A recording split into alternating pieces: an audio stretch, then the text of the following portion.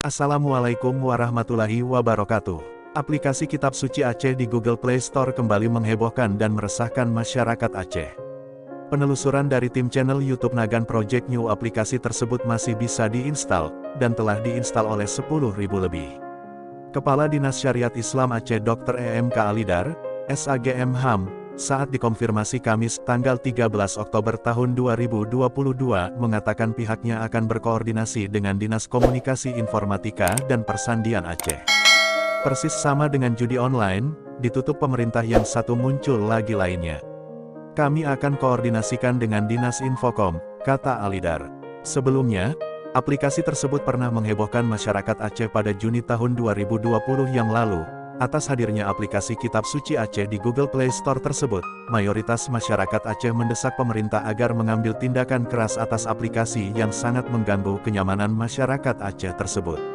Kepala Dinas Syariat Islam Aceh Dr. EMK Alidar mengatakan, mayoritas masyarakat Aceh resah dengan aplikasi tersebut dan meminta agar aplikasi tersebut ditutup secara permanen karena dianggap mempunyai visi misi terselubung terhadap Aceh.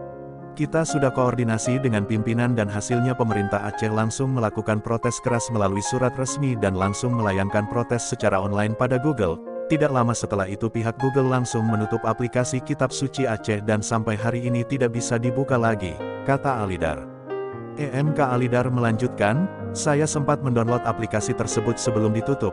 Pada aplikasi tersebut memang ditulis Kitab Suci Aceh, tapi ketika kita buka aplikasi tersebut ternyata isinya adalah campuran antara terjemahan Injil dan Taurat dan Zabur dalam bahasa Aceh. Memang terjemahan bahasa Acehnya juga bagus, mungkin ada orang Aceh yang memang terlibat di dalamnya. Hasil pelacakan dari Dinas Kominsa memang yang mengupload aplikasi tersebut ada di Amerika. Tujuan pihak pengupload adalah melakukan penyebaran agama selain Islam kepada masyarakat Aceh dan juga melakukan visi misi pendangkalan akidah kepada masyarakat. Oleh karena itu kami menghimbau kepada masyarakat agar tidak mendownload aplikasi tersebut dan tidak menyebarluaskan. Aplikasi yang sudah didownload itu sebaiknya dihapus saja kecuali bagi mereka yang membutuhkan sebagai bukti untuk melakukan protes ke Google Play Store, tutupnya.